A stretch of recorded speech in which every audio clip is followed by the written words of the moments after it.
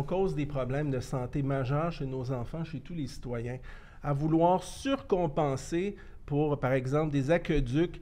Si on coupe des aqueducs, vous avez sûrement déjà vu ça, je vous en amènerai un. Si j'avais le pouvoir d'en couper un, vous verriez qu'il y a une couche épaisse de crasse, de cochonnerie à l'intérieur. Et pour compenser pour des tuyaux exécrablement en mauvaise condition, plein de détritus, on assène, on ajoute trop de fluor et de chlore dans l'eau. Donc, si vous faites un test de piscine, souvent avec l'eau municipale, vous allez voir qu'il y a plus de chlore dans l'eau que vous buvez, que vous donnez à vos enfants, à vos grands-parents, à vous-même, que l'eau de votre piscine. Alors ça, c'est des problèmes qu'on cache.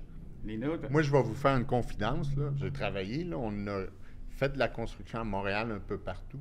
Je ne bois jamais l'eau du robinet. Ah ouais, jamais, jamais, jamais, jamais. Pourquoi? Moi non plus. Parce que j'ai pas aucune confiance. J'ai vu dans quoi que l'eau circulait à Montréal, des tuyaux d'amiante, des tuyaux. T'es en train de donner mal non, au mais cœur, je vous le dis, là. moi, là, jamais, jamais, on m'offre. Je vais dans un restaurant, de l'eau, un verre d'eau, jamais. Je vais prendre la bouteille. Jamais je bois de l'eau. Même pas à la maison. Jamais. Comme il l'a dit, c'est plein. C'est plein de produits, c'est plein. La maintenance n'a pas été faite pendant longtemps, puis là, on essaie de rattraper. Mais ça vient d'où, cette négligence-là? C'est parce que je comprends que ça coûte cher, mais là... C'est l'électoralisme. Vous en allez en campagne électorale, vous dites, je vais changer vos tuyaux d'aqueduc. Vous n'allez pas gagner une élection avec ça. Non, mais tu peux gagner des élections si tu dis, là, moi, je vais arrêter de faire des trous dans la ville, parce que hier, j'étais en ville et j'allais dans le vieux. J'allais me stationner à un endroit, j'ai fait le tour. T'as pas le droit de tourner là, t'as pas le droit. Écoute, j'ai sacré pendant 10 minutes, je ne sais plus où j'allais. J'avais l'impression d'être dans un labyrinthe. Paver une rue là, pour des élections, c'est populaire. C'est noir, c'est beau. Nous, on disait, on avait un dicton. Une fois qu'on l'asphalte est là, le noir est là, le dessous est caché, on ne voit plus rien. Mais le dessous, il est pourri. On ne l'a pas mis, l'argent, pendant X nombre d'années à faire un programme d'entretien. Là, depuis 5-6 ans, on se réveille, on veut tout rénover, mais on ne rénove pas la ville de Montréal qui a été négligée pendant 50-60 ans en 10 ans. Ça va prendre 30-40 ans.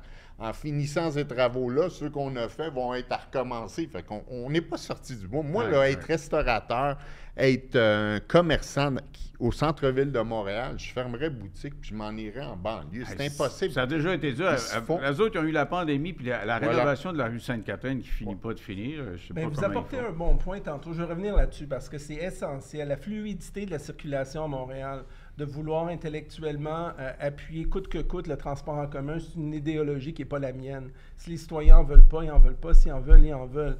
Mais on reviendra là-dessus. La problématique, c'est l'isolationnisme des arrondissements. Certains arrondissements sont réfractaires au voisinage, aux voisins, sont réfractaires aux gens qui viennent à Montréal travailler, apporter de l'argent, de la richesse, qui viennent dépenser. Les touristes, Montréal, le tourisme, c'est important pour l'équilibre entre les artères commerciales. En se comportant, en donnant le pouvoir aux arrondissements, un énorme pouvoir, ils se comportent comme des villageois. Donc, les accès nord-sud sont bloqués. Donc, c'est impossible. J'avais fait une vidéo qui avait plus que 100 000 vues. Je suis parti de Pierrefonds, ville de Montréal, pour aller au centre-ville pour mon père, pour une rencontre. Ça m'a pris 2h14.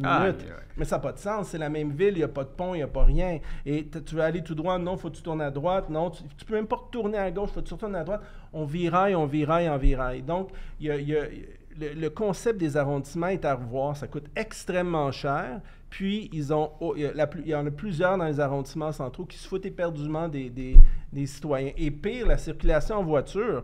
On ferme, des fois, il y a des voies des rues de 2 voies, 3 voies, puis on bloque une voie pour le transport en commun, mais il y a un autobus aux 30 minutes. Alors, tous les gens attendent comme des sardines sur une voie ou sur 2, puis la voie de droite est complètement bloquée. Pourquoi les citoyens qui attendent dans leur voiture, c'est des citoyens de seconde zone, puis on laisse des rues complètement bloquées pendant 15 ou 30 minutes, puis on crée un capharnaüm?